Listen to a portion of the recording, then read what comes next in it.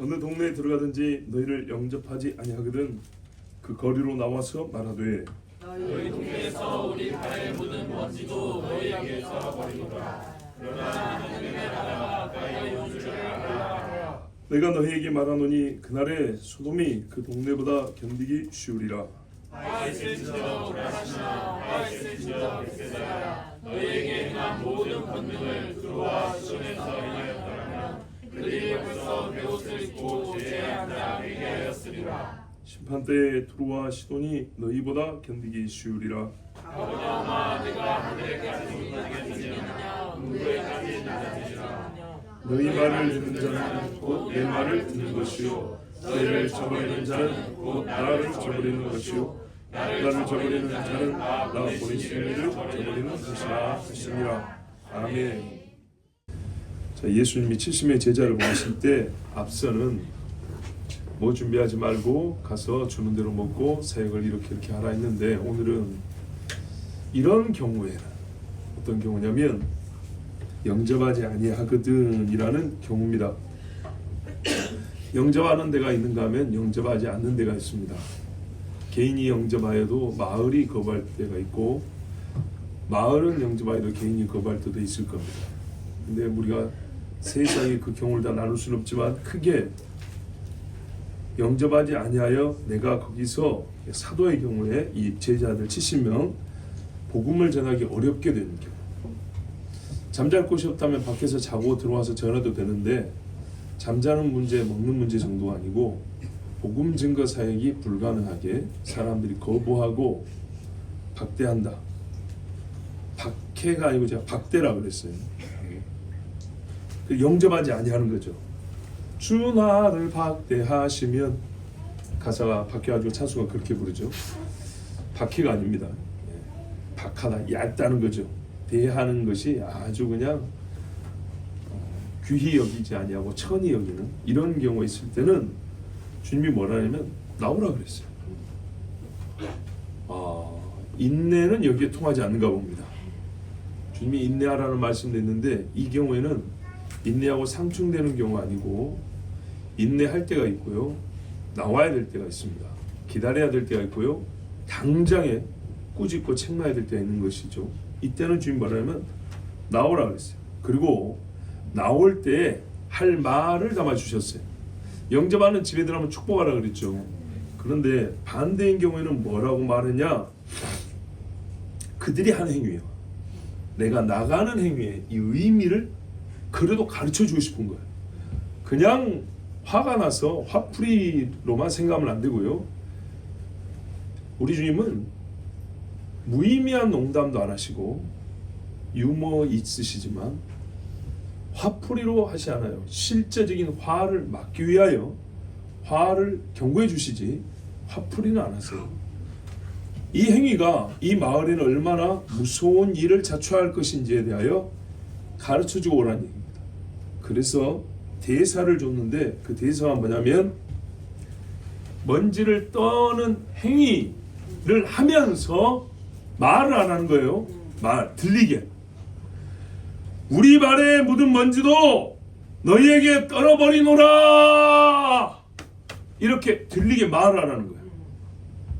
그러나 하나님의 나라가 가까이 온 줄을 알라. 간다. 그리고 가는 거예요. 다르죠? 우리가 그냥 나오면서 아이고 내가 발에 먼지를 떨고 한다. 이렇게 하는 게 아니에요. 예.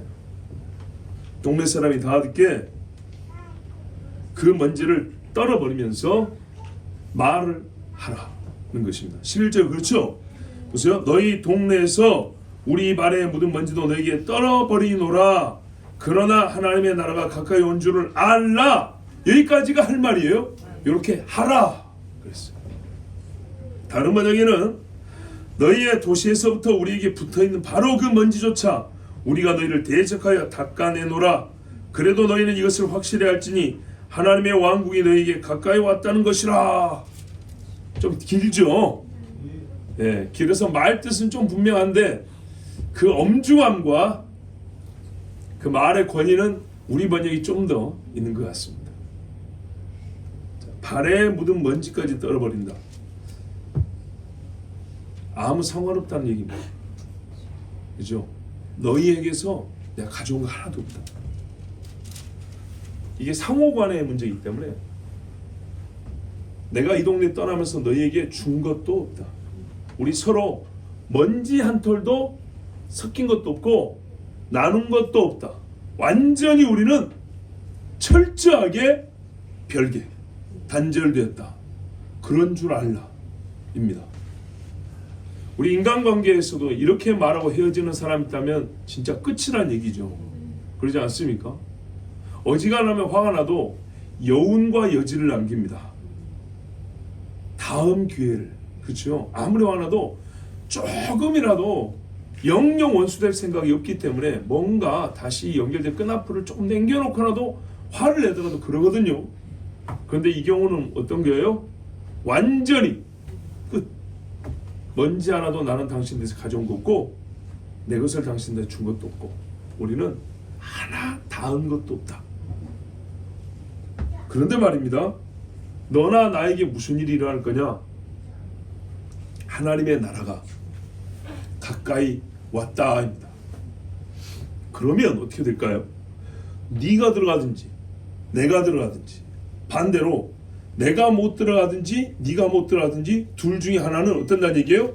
하나는 들어가고 하나는 못 들어간다는 얘기죠.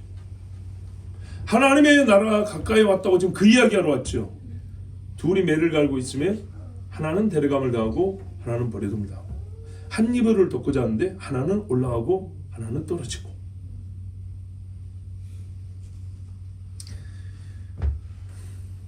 너희가 우리 복음을 듣지 아니하고 전하는 우리를 거부하였으므로 우리가 이렇게 나간다. 이 나가는 것은 너희가 영접지 아니하인 연고로 나가는 것이기 때문에 너나 나에게 똑같이 온 하나님의 나라지만 나는 그 나라를 너에게 전하러 왔는데 이제 너희는 그 나라와 아무 상관이 없다 입니다. 자, 이 말을 듣고 화를 내고 돌을 던지지 아니하고 지금이라도 피와 불과 연기 기둥이라 그럴 때라도 주의 이름을 부른 자는 구원을 얻으리라 그런 것처럼 지금이라도 사도여 혹은 전도자여 불러서 우리가 잘못했어. 그 이야기 좀 들려주시고 영접하면 살겠죠. 사실은 나가는 입장에서 기분 좋게 나가진 않지만 주님이 이렇게 말씀하는 건요. 그들에게 이 말 경고를 들려주므로 기회죠. 마지막까지. 여러분 소돔과 고모라에서 롯의 집에 들어온 사람들은 죄 지으러 왔습니다. 그러나 역설적으로 그들이 그 뒷날에 있을 그 성에 임할 큰 재앙에 대하여 가장 큰 경고와 표적을 얻고 간 사람들입니다. 그렇죠? 남들은 다 잠잘 때 죄 지으러 남의 집에 왔고 소동을 일으킨 사람들이잖아요. 막 폭력을 일삼, 사람 두드러 패고 막 끌어내고 강간하려고 할 때 그때 천사들이 어떻게 했어요? 눈을 어둡겠죠. 그래서 자기들끼리 헤매다가 결국에는 떠나갔어요. 그 일을 겪었다면 야 우리가 정말 여차하면 죽을 뻔했구나 깨닫게 되는 것이고요. 아까 뭐라 그랬더라? 하루가 지나지 못해서 이 밤이 가지 못해서 불로 유황불로 쏟아져 죽는다 그랬던가? 그러면 나 좀 살려주시오 이렇게 말할 수 있겠죠. 근데 악인들은 요한계시록 보니까 악인은 계속 악하게 냅두고 의인은 계속 의롭게 행한다 그랬거든요. 회개를 안 해요. 참 안타깝게 우리의 역사를 반복해서 보는데 정녕 사람이 회개하기가 정말 힘들어요. 설교 1시간 듣는 것보다 기도 1시간이 더 어렵고요. 그냥 기도 1시간보다 회개 기도 1시간이 더 어렵습니다. 주님의 나라가 가까이 왔다. 여러 복음 증거의 메시지가 있지만 오늘 주님이 70명을 보낸 이유가 이거였습니다. 시간상 근거리에는 예수님의 십자가가 있습니다. 그러나 여러분 하나님의 나라 가까이 왔다는 말은 십자가만을 말하는 건 아닙니다. 어떤 이들은 약간의 복지가 있으면 하나님의 나라, 약간의 선이 있으면 하나님의 나라, 조금의 공의가 행해지면 하나님의 나라, 마음이 평안하면 여기 하나님의 나라가 있다라는 이런 자기 만족이나 인간적인 축소형의 하나님 나라를 생각하는데 성경은 그렇게 말 안 합니다. 여러분, 다니엘이 본 하나님의 나라 아십니까? 다니엘 7장에 보면 2장에서 본 신상이 짐승의 형상으로 바뀌어서 그대로 나타납니다. 즉 제국입니다. 여러분, 적그리스도는 개인이지만 그 개인이 세상을 다스리기 위해서는 제국적 힘의 배경을 가지고 있어야 합니다. 그 동일선상에 있는 여러 제국들을 보여줬습니다. 짐승들이었습니다. 그리고 넷째 짐승은 무섭기가 한이 없는데 그 다음에 뭐라고 되냐면 그때 인자 같은 이가 구름을 타고 내려오는데 영원부터 계신 이가 그의 권세를 주니 그의 나라는 쇠하지 아니하며 패하지 아니하고, 이 이야기가 이 넷째 짐승 다음에 나옵니다. 사도 요한이 본 하나님의 나라는 어떻습니까? 요한계시록 21장에 내가 보니 새 하늘과 새 땅, 하늘에서 새 예루살렘이 내려오더라. 성경에 많은 말씀이 있지만 요약하여 이 두 선지자와 사도가 본 것의 일부분만 우리가 보더라도 하나님의 나라는 실제로 완전한 하나님 왕이 다스리는 나라, 직접 세상을 통치하는 그때 그날, 항상 성경이 말하는 그날에 하는 하나님의 심판 이후에 있을 영원한 나라, 그 나라는 하나님의 나라라고 본체는 그거라고 말해줍니다. 다만 그 나라의 속성과 모형이 이 땅에서 부분적으로 펼쳐지는 겁니다. 예수 그리스도가 구세주인데 그가 본체죠. 그러나 예표로 아론 제사장이 조금 보여주고, 유월절 어린 양이 조금 보여주고, 여러 선지자가 요셉의 고난이 좀 보여주고, 다윗의 왕국이 좀 보여주고, 이런 것처럼 우리가 지금 보고 있는 것, 경험하는 것은 그 나라의 극히 일부분과 또는 속성은 같은데 아주 부분적인 것들입니다. 근데 이것들을 가지고 하나님의 나라 다 이루어진 것처럼 착각하면 어느 일이 벌어지냐? 내가 기적을 좀 행할 줄 알면 이것이 하나님의 나라가 임했습니다 하면 자기가 하나님 나라를 끌고 온 사람처럼 이런 가짜 그리스도들이 이제 나오게 되는 겁니다. 뭔가 좀 했다 하면 성경 보니까 하나님의 나라 네 안에 있느니라, 내가 여기서 권능을 하면 하나님의 나라 너희 임하에 있느니라, 이거를 전체로 봐버리면, 하나님 나라의 본체라고 봐버리면, 그렇게 오해를 하게 성경을 해석한 다음에 내가 지금 그 일을 이루었지, 내가 누구야? 내가 예수야, 이러면 사람들이 기적으로 득을 좀 본 사람들은 믿어주겠죠. 자연스럽게 믿어져 버리겠죠. 그래서 끌려간 사람들, 미혹되는 사람이 많습니다. 그러나 성경은 그 정도로 얘기하지 않습니다. 기적으로 하더라도 그 사람들 행한 기적보다 예수님이 얼마나 많이 있는데요. 그 예수님이 뭐라 했죠? 인자가 권능을 타고 하늘 구름 타고 온다 그랬잖아요. 근데 고작 그거 갖고 하나님의 나라 하면은 진짜 성경을 이만큼밖에 안 본 사람들이, 분명히 하나님의 나라가 가까이 왔다 그랬어요. 여러분, 만약에 풍물패나 옛날에 약장수들, 극단들이 있어요. 그 극단들이 동네에 왔어요. 와가지고 이제 막 공연을 시작할 거예요. 그러면 여러분, 이제 선전하는 사람들이 있어요. 꽹과를 치고 북치고 하면서, 자, 유랑극단이 가까이 왔도다, 이렇게 말할까요? 유랑극단이 여기 왔습니다 여러분, 바로 나오십시오, 이러겠죠. 자, 일반적인 우리가 어법을 한번 생각해보세요. 가까이 왔다는 말은 이 사람들이 지금 그 나라의 역사와 소식을 들려는 주고 부분적으로 행하긴 하지만 그게 다는 아니기 때문에 앞으로 장차 온다는 얘기입니다. 그러나 여기서 행하는 그 부분적인 것들이 본체라면 뭐라고 했어요? 가까이 왔다로 말 안 하겠죠. 여기 왔다, 지금 임하였다, 지금 여기 있다, 이런 식으로 말하겠죠. 사도들이 말하고 주민이 달라요. 주님은 자기가 그 나라의 주인이고, 그리고 나중에 이제 그 나라가 온단 말이죠. 그래서 장차 있을 일을 가리키기 때문에 가까이 왔다, 이렇게 말했어요. 그런데 그걸 왜 지금 말할까요?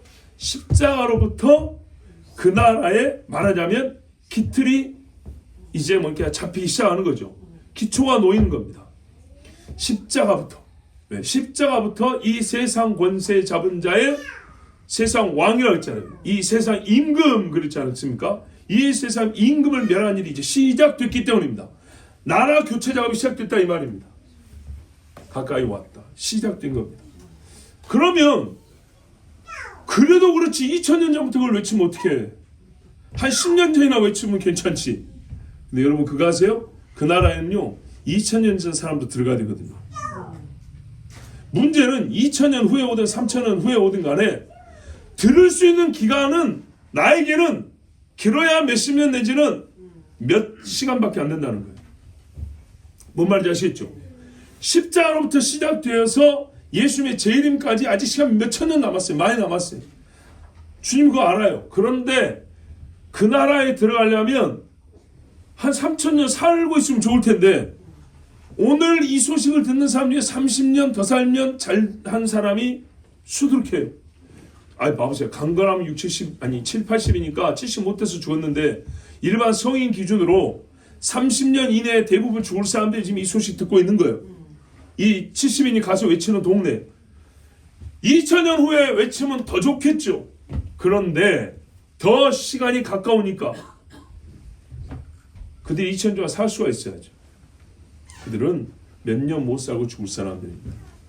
그들이 죽기 전에 이 소식을 듣고 그 나라에 대한 믿음을 갖고 있으면 그 나라에 부활한 몸으로 들어갈 것인데 믿음을 갖지 않으면 그때 죽어 영원히 사망과 불못인 겁니다.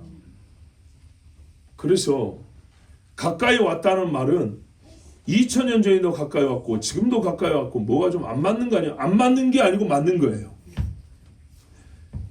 그 사람이 2000년을 살면 지금 싹 모아다가 같이 말하면 좀 좋은데 그런 것이 아니기 때문이죠. 여러분 우리는 이 땅에 짧은 인생을 삽니다. 그 짧은 인생 하나님의 영원 안에 보면 둘 다 똑같은 하나의 점과 같다 있죠. 그 점 속에 2000년 전에 사나 4000년 전에 사나 도찐개찐입니다. 하나님의 나라가 가까이 왔다. 이 사람들은 지금 소식을 들어야 되고 곧 내일 모레 십자가에 달린 예수에 대하여 이제 성경적인 해석을 할 수 있어야 됩니다. 죄인이 죽은 거냐? 의인이 죽인 거냐? 그냥 죄 없이 억울하게 죽은 거냐? 우리 죄를 지고 죽은 하나님의 어린 양이냐? 어떤 지식을 갖고 있고 그 지식을 믿음으로 가지느냐 못 가지느냐에 따라서 하나님 나라 백성이 되느냐 못 되느냐가 판가름 납니다. 그런데 여러분 이 사람들 어떻게 했어요? 박대했답니다. 이야 박대하였다. 그러면 여러분 이제 생각해 봅시다. 소식을 못 들었어요. 일종의 경고죠. 경고지만 한편 또 저주이기도 합니다. 그렇죠. 떠나버렸다. 마치 에서가 회개의 기회를 얻지 못하는 것처럼 그런 거잖아요. 왜 이렇게 보냐면 자, 그 중에 누구라도 마지막 듣고 경고를 받고 회개하면 좋은데 대부분 회개 안 했죠. 그러면 실상 그대로 가면 이건 이제 결과는 저주의 결과를 낳습니다. 예수님도 뒤에 말씀 보세요. 너희가 심판 때 더 화를 당한다고 분명히 말했죠.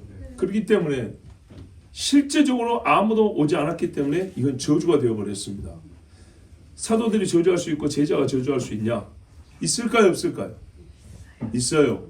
예수쟁이는요. 이러나 저러나 듣기 좋은 말 예의 바르게 참 나긋나긋하게 그러면 좋겠죠. 근데 그렇게 할 때가 있고 세상 어떤 사람도 화내지 않는 구석에서 곳에서 화를 내야 될 때 있어요. 예수님도 그랬거든요. 당대 사람들이 화 안 내는 곳에서 꼭 예수님이 화를 냈어요. 사도들이 저주했습니다. 사도행전 8장에 보면 나오죠. 사마리아 사람들도 주의 말씀을 들었다 해서 베드로와 요한이 갔는데 마술사 시몬이라는 사람이 있었어요. 베드로가 예수 이름으로 막 성령 받게 하고 막 방언하게 하고 귀신 쫓고 하니까 이야 이거 유명세 좀 타겠네. 돈벌이 좀 되겠는데 그래가지고 말했어요. 내가 돈 줄 테니까 그거 나도 좀 하게 해달라 그랬어요. 그랬더니 베드로가 물었어요. 당신이 잘 몰라서 그렇습니다. 나 같으면 그랬을 것 같아. 아 진짜로 가르쳐줬을 것 같아요. 그것이 그런 것이 아니요 하면서 가르쳐줬을 것 같은데 베드로 형님은 뭐라 하냐면 네가 하나님의 성령을 뭐랬어요? 돈을 주고 살 줄로 생각했으니 그러니까 하나님의 은사입니다. 은사 선물을 돈 주고 살 줄 알았으니 네 돈과 함께 네가 말쩌다 이래버렸어요. 하나님 앞에서 내 마음이 바르지 못하니 이 도에는 네가 관계도 없고 분깃될 것도 없느니라. 완전히 끊어버렸어요. 그러니까 잘 몰라가지고 어린 마음에 이게 신앙이 아주 초보라서 야 나도 저거 좀 가지고 다른 사람에게 이렇게 생각했던 것 이상으로 속에는 뭔가 악한 생각이 있었던 모양이에요. 실제로 이 사람에게 이 능력을 만약에 줬다면 이 사람은 이걸로 사기를 치거나 자칭 그리스도를 할 가능성이 많은 그런 인물이었던 거죠. 베드로가 그걸 꿰뚫어 본 거죠. 어쨌거나 저주가 있습니다. 그 외에도 많이 있습니다. 카톨릭에서는 뭐라 하냐면 예수 그리스도의 십자가 공로로 그걸 믿음으로 의화, 여러분 의화라 그래요. 우리가 의롭다 칭함을 받는 거하고 의화는 다릅니다. 의롭게 되어간다는 거예요 또. 하여튼 그 사람 그렇게 불러요. 의화된다고 말하는 자들은 저주를 받을 죄다 그랬어요. 근데 바울은 고린도 교회에 누구든지 주 예수를 사랑하지 않는 자는 저주를 받을 죄다 그랬어요. 갈라디아서도 뭐라 했습니까? 1장 8절에 보면 다른 복음을 전하는 자는 천사라도 저주를 받는다 그랬어요. 민수기에는 재밌는 이야기가 있어요. 가늠한 여인이 어떻게 해요? 붉은 염소가루 물 마시면서 네가 간음을 했냐? 간통을 했냐? 안 했냐? 안 했습니다. 안 했습니다. 너 저주 받는다? 아멘 아멘 했는데 범죄했으면 어떻게 해요? 허벅다리가 부어 터져 죽는다고 했어요. 사실 죽죠. 그러면 살겠습니까? 이렇게 성경에는 저주의 말씀이 많이 있습니다. 예수님도 화했을진저 화했을진저 했죠. 이거는 진짜 돌이킬 수 없는 저주들입니다. 그러니 하나님의 대사격인 선지자들 또 예수님의 제자들이 와가지고 복음을 전할 때 그들을 영접하지 않고 박대하거나 박해까지 가는 사람들은 분명히 주님이 저주합니다. 누굽니까? 아브라함에 듣죠. 너를 축복하는 자에는 축복하고 너를 저주하는 내가 저주한다 그랬죠. 내가 너에게 말하노니 자 12절 보세요. 실제입니다. 그날에 어떻게 하나님의 나라 가까이 왔다 그랬죠. 그 나라가 오는 날입니다. 오늘 아닙니다. 소돔이 그 동네보다 견디기 쉬우리라. 와, 소돔이 그 동네보다 낫다는 말은 소돔 어떻게 했습니까? 하루아침에 유황불로 다 태워져 버렸죠. 불이 얼마나 뜨거운지 아시죠? 여러분 우리가 바베큐 해 먹으려고 장갑 끼고 고기만 뒤집다가도 그 100대도 안 되는 뜨거움인데 장갑을 끼워가지고 뜨거워서 장갑이 열을 받아가지고 말입니다.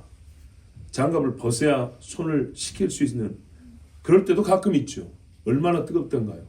고기 꺼먹다가 살구겠다 이런 말도 농담 삼아 하죠. 그래봤자 100도도 안 되는 거예요. 벗어보면 뜨겁겠는데 화상도 안 입었잖아요. 근데 여러분 1000도 올라간다고 생각해보세요. 얼마나 뜨거울까? 소돔이 벽돌이고 뭐고 다 녹아내렸습니다. 싹 녹아내려버렸습니다.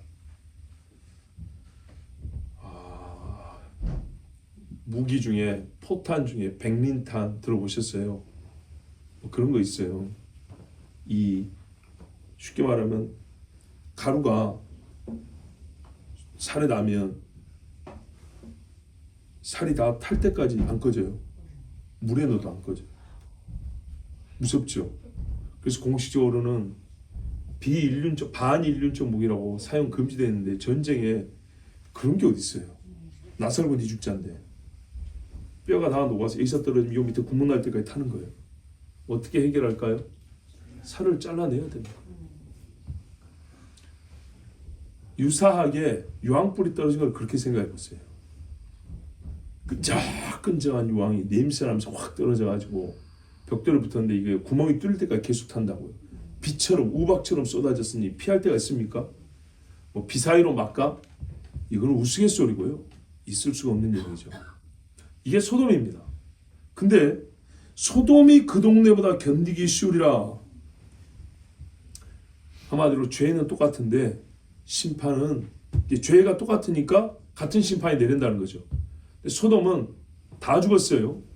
그것도 몇 시간 안 걸려서 다 타버렸어요. 그러면 여기는요. 그보다 훨씬 더 빨리 더 없어진다는 얘기죠. 소돔보다 죄가 많다는 얘기인가요? 소돔보다 이렇게 생각하면 좋습니다. 메신저가 오기 전에 지은 죄를 지금 논한 게 아니고 메신저가 온 후의 차이를 얘기하는 겁니다. 소돔은요, 밤에 잠잘 때 천사 두 사람이 롯의 집에만 들어갔어요. 롯의 집에만 들어가지고 말해줬는데 거기에 강간하러 온 몇 사람들이 있었죠. 남자들. 몇 사람 아니죠. 많이 왔죠. 그런데 어쨌든 그들은 들은 시간도 짧고 명확하게 듣지는 못했어요. 지혜로운 사람만 눈이 어두운 표적을 보고 해석할 수 있는 것이죠. 그런데 이 제자들이 갈 때는요, 멀건 대낮에 누구든지 알아들 수 있는 말로 크게 외쳤어요. 하나님의 나라 가까이 왔다. 뭐라고 했을까요? 그 다음에 회개하라. 명확하게 외쳤어요. 회개하라. 뒤에도 보면 회개하지 아니하면 회개하면 이렇게 나와 있죠. 회개하라고 분명히 있었어요. 하나님의 나라 가까이 왔으니까 어찌해야 된다는 얘기, 어떻게 들어가야 된단 말이에요 도대체. 회개하라 했어요. 메시지는 똑같아요. 그 소리를 크게 외쳤어요. 요한이, 세례 요한이 광야에서 외친 것처럼 그 동네 크게 외쳤는데 그 소리 듣기 싫다고 쫓아냈어요. 명백하게 적대를 했어요. 들었어요. 많이 받은 자는 많이 달라 할 것이요. 그들이 들었기 때문에 더 무서운 심판을 받는 거예요. 여러분, 우리 자신을 잘 돌이켜봐야 됩니다. 이 나라도 한번 생각해 보세요. 동방의 예루살렘, 큰 붕이 있었다고만 생각하지 마십시오. 그 붕이 있기 전에, 있기까지 얼마나 많은 선교사들이 보냄을 받았는가 보세요. 우리가 외국 선교할 때 이 나라는 한 100명 정도 들어가서 이제 좀 그만 들어야 되고, 이 나라는 한 10명밖에 안 들어갔으니까 이제 이쪽이 좀 파송을 해야 돼, 이런 소리 가끔 하죠. 우리나라에 들어온 선교사 몇 명일까요? 저도 들었는데 까먹었어요. 그런데 몇 년 전에 저기 성경박물관인가 충청도 바닷가에 있어요. 예, 가보셨죠? 우리 그때 당연수련회 갔었는데 거기 선교사님들 명단하고 사진이 전시되어 있는데 셀 수 없이 많았어요. 사진이 없는 분들은 이름만 기록이 됐는데 진짜 큰 방에 가득이었어요. 어림잡아 수백 명이에요. 어림잡아. 그냥 1000명 단위라고 해도 그냥 예 하고 믿을 정도로 많아요. 그렇게 많은 분들이 와서 사역을 했어요. 그리스도의 70인 제자와 같이 사도와 같은 그런 사람들이요 많이 왔어요. 당대 그들이 파송된, 그러니까 그들을 파송한 나라들은 당대 선진국들이죠. 미국, 영국, 대개 호주, 캐나다 이런 사람들, 그쪽에서 온 사람들입니다. 그들의 학벌이나 사회적 지위, 명망, 소위 성공 가능성, 당시 조선 사람들 아니면 구한말 사람들이 갚을 수 없는, 보상할 수 없을 정도로 대단한 사람들이었습니다. 그런데 다 버리고 왔어요. 모든 것을 다 버리고. 그들이 와서 많이 뿌렸습니다. 정말로 많이 뿌렸습니다.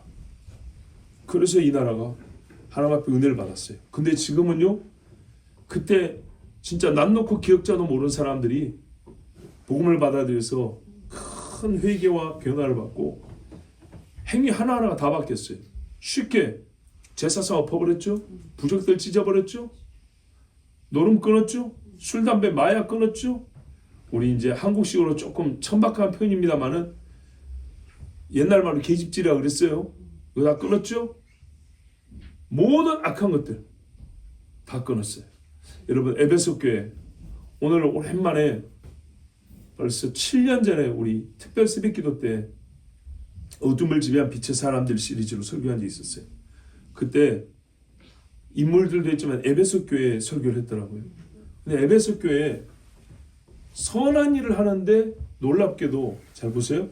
악한 일을 해서 악이 계속 발생하는 경우는 당연한 거죠. 선한 일을 하고 옳은 일을 하는데도 악이 발생하는 거예요. 희한하게 우리 죄인들은 그래요. 네. 악을 계획하지 않고 선을 계획하고 선을 구사하고 진행하는 중에 부산물로 악이 나와요. 희한하게. 기름 떼어가지고 차가 올라왔는데 매연 나고 찌꺼기 나오고 복잡하시잖아요. 그런 것처럼 선을 해왔는데도 악이 나온다. 그래서 주님이 뭐냐면 그거 너희가 첫사랑을 다시 회복하라 그랬어요. 첫사랑에 대하여 우리는 보통 감격적인 어느 날을 떠올리는데, 열심으로 주님 앞에 엎드렸던 어느 날 떠올리는데 그것이 아닌 건 아니지만 성경에 뭐라 하냐면요, 처음 행위를 가지라 이렇게 돼 있어요. 첫사랑의 본질이 네가 순수하게 하나님의 말씀을 받아서 그거를 들은 거를 행위로 그대로 행해 나타냈다. 그때 그걸 회복하라 그랬어요. 요게 첫사랑인데 너무 감정적으로 자꾸 받아들이고 감수성 짙게 자꾸 이거를 이미지를 떠올리면 곤란하다는 거예요. 예수님 우리 사랑해서 이 땅에 오셨어요. 사셨고 십자가 지셨죠. 이 행위가 우리를 사랑함이었어요. 그래서 분명히 너의 처음 사랑을 너희가 떨어졌는데 온도를 말한 게 아니라 그랬어요. 처음 행위를 가지라. 그래서 제가 그때 당시에도 어떻게 비유를 들었냐면 부부간에 신혼 때의 뜨거움은 없다 그랬어요. 그런데 신혼 때와 같이 지금도 똑같이 산다 그랬어요. 만약에 이 사는 행위가 없으면요, 끝난 거죠. 그렇죠? 그런데 우리가 처음껏 생각하면 그 신혼 때의 낭만, 여러분 그거는 원래 쇠하기 마련인 거예요. 몸이 늙었어요. 그거는 회복하려도 안 되는 거예요. 근데 뭐가 있어요? 약속이 근거예요. 30년 40이 됐는데도 똑같이 한 집에 같이 산다는 말이죠. 처음 행위. 이게 믿음입니다. 이게 사랑입니다. 우리 주님이 그걸 원했어요. 너희에게서 처음 나한테 말씀을 듣고 믿고 행했던 그것을 찾아볼 수가 없다 그랬어요. 어쩌다가요? 아니 니골라당도 쫓아내고 자칭 사도라 하지만 아닌 자들도 가려내고 이런 일을 했는데도 불구하고 그 선한 일을 하는 중에, 옳은 일을 하는 중에 우리는 뭐가 만들어질까요? 교만이라는 것들이 만들어집니다. 그러면서 처음 행위가 이루어집니다. 근데 처음 행위가 이루어지면 뭘 못 먹냐면 생명나무 열매를 못 먹는데요. 그래서 처음 행위를 회복하면 생명나무 열매를 맺는데요. 그때 제가 이렇게 설교했더라고요. 이 말을 듣는 즉시 떠올려야 될 게 아담을 떠올려야 된다고요. 아담이 하나님과 처음 가졌던 그 행위를 버렸어. 어떻게 해요? 생명나무에서 떨어져 나갔다고요. 못 먹게 하나님 막아버렸다고요. 여러분, 우리가 주님 말씀을 들었을 때 들은 그것이 이쪽에서 된 것이 그대로 펼쳐서 행위로 나타나는 요거, 이거를 하나님이 원하시는 거예요. 그런데 많이 들었는데 우리 이걸 뭐라 하죠 옛날에? 데칼코마니 안 나타나는 거예요. 들은 건 이만한데 이쪽에는 새끼발가락 하나 찍혀있다 이 말이죠. 여기는 온전한 몸인데 이랬을 때 소돔보다 더 무서운 심판을 받는다는 얘기입니다. 그런데 주님이요, 듣는 동네 기분 나쁘게 동네 이름을 적시해버렸어요. 13절 보세요. 화했을진저 고라시나 화했을진저 벳세다야. 어디서 들은 동네들인데, 그쵸?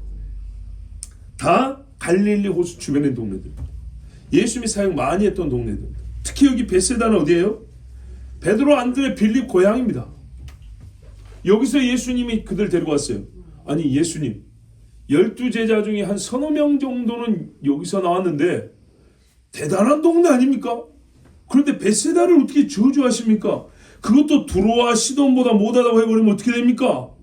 두로와 시돈엔 제자 한 명 안 나왔는데, 여러분 그러니까 이게 중요합니다. 벳세다에서요 신앙이 탁월한 인물은 나왔을지 모르지만 동네 전체는요 아니었던 거죠. 소돔에서 말입니다. 천사가 끌어갈 만한 어쨌거나 몇 사람은 있었어요. 그런데 그 소돔은요 구함을 받지 못하고 다 불탔어요. 주님이 기대하신 만큼 이 사람들은요 믿지 아니하였어요.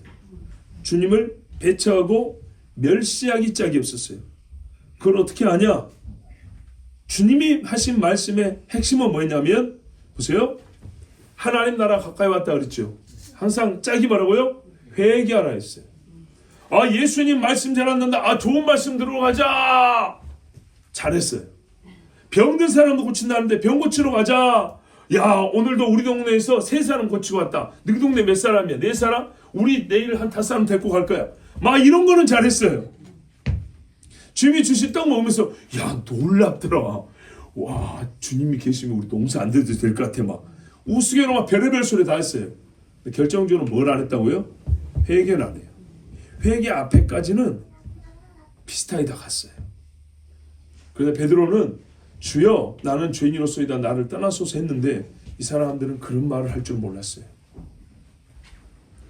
본질적 돌이킴, 하나님 나라에 들어갈 수 있는 변화는 없었던 겁니다.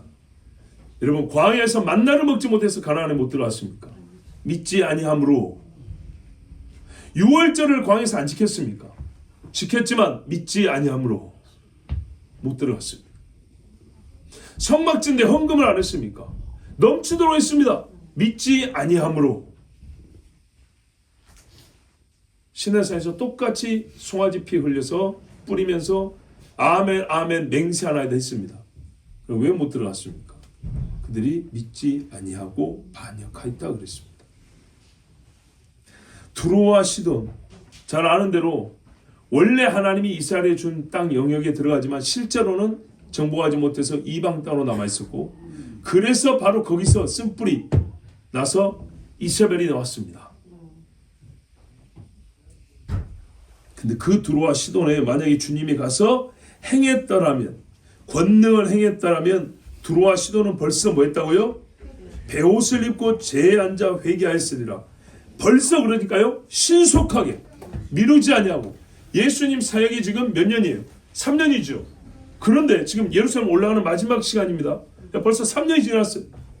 만약에 두로와 시돈에서 석 달 사역했으면 거기서는 벌써 대각성이 일어났을 거라는 얘기예요. 벌써 회개하였으리라 해도 되는데 중간에 수식을 붙였죠.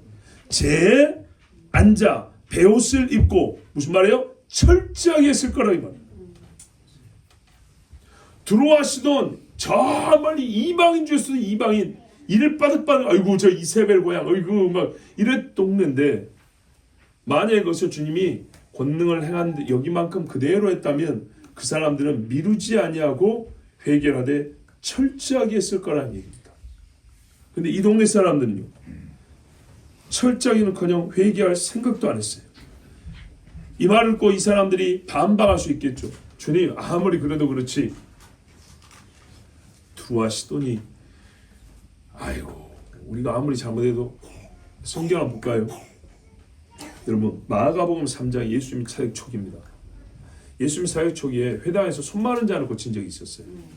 사역 초기니까 소위 요즘 말로 예수님의 유명세가 아직 그렇게 크지 않은 때입니다. 그때 이미 두로와 시돈 사람들이 예수님 만나려고 내려온 걸 아십니까? 마가복음 3장에 쭉 이야기가 이어지는데, 헤롯 땅과 함께 어떻게 예수를 죽일까, 이런 사람들이 생기기 시작할 때쯤이에요. 그때 갈릴리에서 큰 무리가 따르며 유대와 예루살렘과 이두메와 요단강 건너편, 동편 얘기합니다. 그리고 또 두로와 시돈 근처에서 많은 무리가 그가 하신 큰 일을 듣고 나오는지라. 아멘. 두로와 시돈 사람들도 왔어요. 예수님 만나겠다고. 마태복음 15장에도 예수님이 두로와 시돈 지방으로 가셔서 복음을 전한 적이 있었죠. 그때 어떤 한 여자가 와서 뭐라 그랬어요? 내 딸이 죽어갑니다. 고쳐주십시오 했죠. 그때 예수님이 얼마나 참 무정한 말을 했습니까? 자네의 떡을 쳐야 개들에게 던짐이 마땅치 아니하다. 그랬는데 유대인들은 다 개라고 봤으니까 거기 끄떡끄떡했겠죠. 그 여자 하는 말이 맞습니다.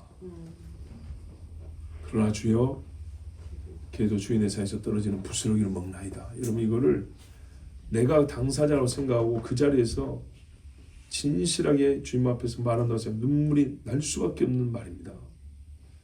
우리 주님이, 딸아, 네 믿음이 너를 구원했다. 네 딸을 구원했다 그랬어요. 사실 유대 땅에서 이만한 믿음을 본 적이 없다 할 정도입니다. 여러분, 엘리야를 공개하고 그 입에서 나오는 말씀, 하나님 말씀을 들은 자가 어디에 있었던 누굽니까? 시돈에 있었던 과부입니다. 오죽 예수님이 유대에서 복음 전하면서 이런 말씀했어요. 누가복음 4장에 엘리야가 그중 한 사람, 그 중이 누구예요? 이스라엘 한 사람에도 보내심을 받지 않고 오직 시돈 땅에 있는 사렙다의 한 과부에게 뿐이었으며, 하나님이 거기다 보냈대. 왜요? 이스라엘 땅에 영접하는 자가 없어서. 영접하는 자가 없어서. 보세요. 영접을 안 한다. 그래서 어떻게 했습니까? 3년 반 쩔쩔 굶었어요. 근데 여기는요, 믿음으로 먼저 떡을 하나 가져가라 했더니 기름과 가루가 끊이지 아니하였다 했습니다. 왜요? 뒤에 예수님 말하잖아요. 너희를 영접하면 나를 영접하니고 나를 영접하면 나 보내신 자를 영접합니다. 이렇기 때문에 심판 때에 두로와 시돈이 너희보다 견디기 쉬우리라. 벳세다와 고라시입니다. 여러분, 하나님 나라의 대문은요 12진주입니다 했는데 회개하는 자에게 열려 있습니다. 벳세다와 고라시는 두로와 시돈보다 더 빨리 무너집니다. 왜? 두로와 시돈이 더 버티기 쉽다 그랬어요. 이것도 무너집니다. 무너지는데 벳세다와 고라시는 더 빨리 타버리고 없어집니다. 가버나움아, 아이고, 여러분 우리 성지순례 하면 가버나움 다 가죠. 가버나움 다 가는데 실제로 우리 가서 보니까 도시처럼 보이던가요? 그 옆 동네 호텔 있는 데가 도시처럼 보이고 거기는 그냥 관광지로 표지판 세워놓고 보존해놓은 것 뿐이지 뭐 없지요. 예, 돈 벌어보려고 유람선 몇 척 띄우는 것밖에 없지요. 지금도 옛날에 가버나움은요, 예수님 당시 가버나움은요 번화한 도시였죠. 엄청난 도시였어요. 그런데 지금은 가보면 돌무더기 몇 개 남아있어요. 가버나움은 네가 하늘까지 높아지겠느냐 그랬다는 거예요. 주님 왔을 때 그 자세로 들을 거 없고 그냥 떠돌이 선생 얘기라고 듣고 넘어갑시다. 하하하. 일부러 외면하고 무시를 했어요. 음부에까지 낮아지려. 지금 봐도 진짜 돌밖에 남은 게 없어요. 아무것도 없어요. 지금 그 모습이 지옥에 떨어진 가버나움 사람들을 우리 보이는 눈에 하나님 남겨준 표라고 보면 됩니다. 주님이 사역의 기준으로 삼았습니다. 성경은 가버나움에 무지하게 많이 나옵니다. 많은 것을 받은 자가 열매가 없으면 어떻게 됩니까? 저주받은 무화과 나무를 생각하십시오. 마태복음 11장에 오늘 똑같은 말씀이 있는데 예수께서 권능을 가장 많이 행하신 고을들이 회개하지 아니하면 이래서 하신 말씀이 있어요. 그때 책망하시되 화했을진저 고라시나 화했을진저 벳세다야 똑같은 말씀했고 가버나움아 하고 똑같은 말씀했는데 네게 행한 모든 권능을 소돔에서 행했더라면 그 성이 오늘까지 있었으리라. 여기까지 주님 말씀했어요. 누가 보면 뒷부분이 기록이 안 되는데 만약에 봐보세요. 고라신과 벳세다 정도 있으면 그 사람들이 벌써 회개했다 그랬죠. 회개를 하면 지금까지도 남아있었을 거라는 거예요. 그들도 회개하지 않고 탔는데 너희는 회개하지 않으면 그것보다 더 빨리 타고 더 참혹하게 탄다는 얘기죠. 근데 만약에 지금 했던 거를 그때 그들에게 똑같이 했다면 수천 년이 지난 지금까지도 소돔이 남아있었을 거라 그랬어요. 여러분 세상에 최고로 더러운 걸 얘기할 때 영어 단어에도 소돔이 들어가거든요. 근데 말입니다. 그 제일 더러운 성도 주님이 이 성들에서 행한 것을 했으면 지금까지 남아있었을 것이다 했으면 이 사람들의 완악함이 얼마나 큰지 아시겠죠. 그래서 심판날에 소돔 땅이 너보다 견디기 쉬우리라 그랬습니다. 회개. 정말로 중요한 건 회개입니다. 마님이 내게 있어 내가 기도할 시간과 말의 양이 마지막 딱 한정이 돼 있다. 여러분 딱 10초 준다. 할 말 있으면 하고 이제 죽는다 하면 무슨 이야기 하시겠습니까?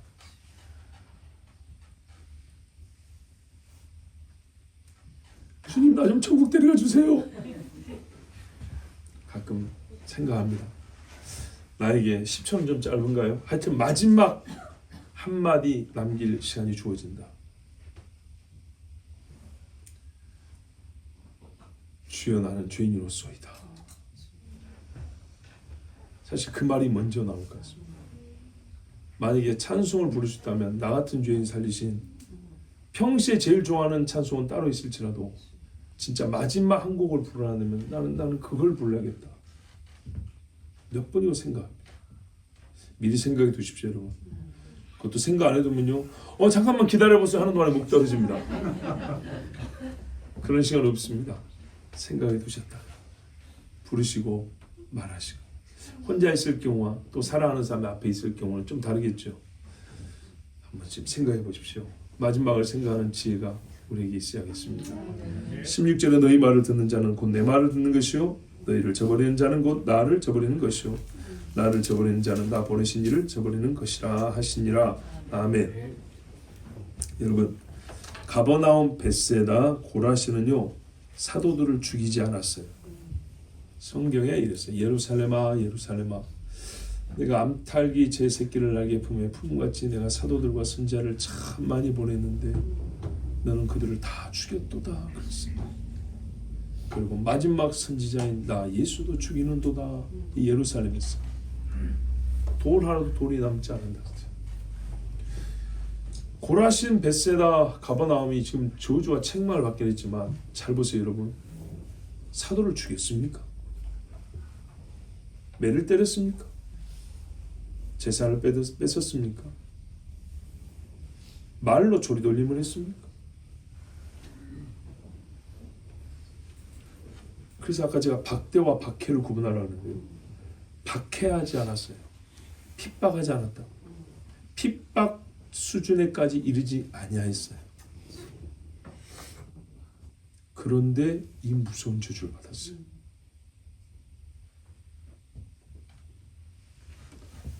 핍박을 안 했는데 그럼 뭘 했죠? 아까 박대라 그랬죠. 하찮게 얘기했어요. 하찮게.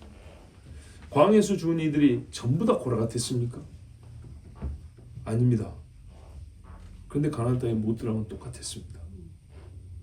고라의 마지막 장면은 더 비참하긴 했지만 그들의 영원한 결말은 똑같았습니다. 무시했어요. 무시가 뭡니까? 한자 표현 그대로 눈에 없다 이 말입니다. 안 본다는 얘기죠. 봐도 안 본 것처럼 네 같은 건 보이지 않아 이런 겁니다. 콧웃음을 치었습니다. 못 본 척 지나가 버렸습니다. 이 사람들은 주님을 죽이지 않았지만 육체의 유익을 취하고 영생의 말씀은 던져버렸습니다. 대표적인 사건이 있죠. 나는 하늘로부터 내려온 생명의 떡이니라. 이때 어제 오병이에 떡 먹은 놈들 다 도망가 버렸죠. 예수님 오죽 했으면 너희도 가렸느냐 했어요. 얼마나 많이 가버렸습니다. 주여 영생의 말씀이 주께 있으면 우리가 누게로 하리까. 요거였거든요. 떡이 주님께 있음이 아니고 영생의 말씀이 주께 있음에 했어요. 근데 이 앞에까지는 따라다니다가 결정적으로 이야기하니까 가버렸어요. 예수님께 돌 던지고 왔습니까? 전부 다 욕하고 침 뱉고 왔습니까? 아닙니다. 그냥 이제 못 듣겠습니다. 이러고 갔습니다. 그래 여러분 간 겁니다. 가버린 거예요. 누굽니까? 오르바, 로세, 올케 언니, 올케라고 해야 되나? 동서지간이죠. 룻기에 며느리 둘이 했잖아요. 큰 며느리 오르바. 모압 땅으로 갔습니다. 나오미 시어머니한테 저주하고 갔습니까? 시어머니 물건 뺏고 뺨 때리고 갔나요? 어머니 울면서 안 떠날 거예요 하다가 아니다 며느리야 가라니까 아이고 그것이 아니고 제 본심은 그것이 아닌데 이러고 갔어요. 갔죠. 룻하고 오르바하고 결말이 같습니까? 다르죠. 딱 그 정도면 충분합니다. 하나님 나라에 못 들어가기에 충분합니다. 침 안 뱉고 뺨 안 때려도 나는 못 들은 걸로 하겠소. 이 정도면 충분합니다. 나는 당신들 말 안 듣겠소. 딱 그 정도면 하나님 나라 못 들어갑니다. 하나님 나라를 전파할 때 눈밖에 사도들을 두고 귀밖에 복음을 둔 사람들, 본인이 한 그대로 하나님이 자기 백성들의 수술을 세실 때 그 사람들 눈에 안 들어옵니다. 주님 나라 밖에 던져질 자들입니다. 주의 대사들인 사도들과 제자들을 멸시하는 자는 주님을 멸시하는 것이니 주님이 세상에 다시 오실 때 그들을 귀히 여기지 않습니다. 생명과 경건이며 치유와 필요며 모든 것이 다 하나님께 있습니다. 그런데도 불구하고 창조주요 아버지이신 하나님을 멸시하였으니 하나님도 뿌린 대로 거둔다 하신 법대로 그들을 모른다 하십니다. 나는 너희가 보이지 않는다 하십니다. 쉽게 표현할까요? 주의 눈에 들고 싶으세요? 그러면 주의 말씀을 전하는 자들을 영접하십시오. 요한 사도가 그랬죠. 데메드리오는 으뜸되기를 좋아하여 복음 전한 자들 올 때 배척하고 성도들을 압박하여 아무도 그들을 영접하지 못하게 한다 하는 자라 이랬어요. 내가 가면 그를 가만두지 아니하리니. 이제 그 제자들과 사도는 좀 권위가 있죠. 근데 이 말을 주님 말씀으로 들어보세요. 내 종들을 그렇게 대한 자 내가 가서 가만두지 아니하리니. 그렇습니다. 데살로니 후서 1장에 보면 주를 안다는 자는 아는 대로 모르는 자에게는 모르는 대로 주의 말씀을 듣고 순종한 자는 순종한 대로 그렇지 않은 자는 그렇지 않은 대로 갚으시는 것이 하나님의 공이시니 그랬어요.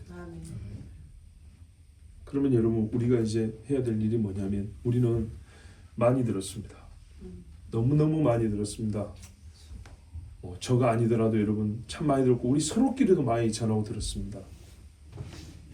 그러면 우리에게 1차로 있어야 될 것은 회개하라 천국이 가까이 왔느니라니까 항상 회개가 있어야 되고 주님 앞에 경건하고 데칼코마니 들은 말씀 찍어보니 행위로 그대로 나오는 삶이 있어야겠죠. 이것이 부족할수록 죄가 그 자리를 대신한 것이니 씻어내야 되는 것입니다. 처음에 이게 완전했다면 처음 행위를 회복해야 되는 것이죠. 그렇지 아니하고 기형이 된다 하면은 우리는 점점 주님을 핍박하는 자는 아니지만 복음을 박대하는 자가 되는 겁니다. 배척하는 자, 멀어지는 자, 오르바처럼 어머니 그것이 아니었는데요 나갑니다 이렇게 되는 겁니다. 실제는 대개 이 경우에 속하죠. 근데 속아 넘어갑니다. 나 마음은 루다하고 똑같다. 나 지금 헤어졌어도 우리 시어머니 나오미 생각하면 지금도 눈물이 난다. 몸은 어디 있는데요? 모압에 있지요. 어떻게 계산해 줘야 될까요? 루다하고 오르바하고 똑같이 상 줄까요? 아니요. 보세요. 어린 친구들이 볼 때도 아니잖아요. 우리 양심이 다 합니다. 만약에 그러나 우리가 고라신과 베세다와 가버나움처럼 하나님 앞에 받은 것을 그대로 찍었을 때 우리의 삶으로 행위로 나오지 않는다면 우리는 주님을 핍박해서가 아니라 주님을 떠난 자로서 하나님 나라에 들어가지 못합니다. 성경은 믿음을 요구하고 믿음은 증거가 있어야 한다 그랬습니다. 우리 모든 사람이 솔직히 완전은 아닙니다. 그러나 믿음이 있는 사람은요, 믿음의 삶이란 것은 즉각적으로 완전을 이룬 것이 아니라요, 완전하여 계속 활동을 합니다. 믿음은 그날 향해 계속 우리를 걸어 활동을 하게 한다고요. 멈추지 않아요. 그 활동성, 그 나라를 지향한, 그 나라를 향한 계속된 활동성, 그리고 계속 방향은 거기에 고정되어 있고 달려갈수록 힘이 생기고 몸집에서 장성하여지고 그 중간에 있는 장애들을 힘드니까 멈추거나 돌아가는 것이 아니라 믿음이 있기 때문에 계속 치고 나오고 봐주고 나오고 깨뜨리고 나가고. 여러분 오늘 새벽에 권사님 이야기예요. 피곤을 이기실 줄 믿습니다. 새벽에 말입니다. 권사님이 말씀하셨어요. 저에게 이번 설이 기점이었잖아요. 이제 뭔가요? 그 결단 내리는 것이 이 가정에서 어떤 뭘까요? 다른 현상을 나타낼 수 있냐, 만들어낼 수 있느냐 했을 때 믿음이 이겼다고 했어요. 여러분 식구들을 이겼다고 했어요. 머리끄댕이 잡고 싸운 게 아니고 그들이 인정했다고 했어요. 만약에 솔직히 권사님이 10년 동안 저기를 더 다녔다면 인정 안 했을 거예요. 가지 말라면 교회 안 가고 성경 보지 뭐라 하면 안 보고 그랬으면 인정 안 했을 거예요. 세상 사람이 놀아줘 할 때 똑같이 놀아주면 개방적인 사람이야. 그때뿐이에요. 니는 새끼야 예수쟁이 아니야. 그래요. 속으로. 그런데요. 저 꼴통들 그러죠. 그때 그 욕이 결정적인 순간에 내가 너는 인정한다. 코가 삐뚤어져서 나는 내가 인정한다 이런다고요. 예수 믿는 사람들이 적어도 그 소리 들어야 되지 않겠습니까? 맞습니다. 그러면 결정적일 때 그 사람들이 나중에 자기 영혼의 위기 때 찾아옵니다. 내가 누구에게 기도를 부탁할까?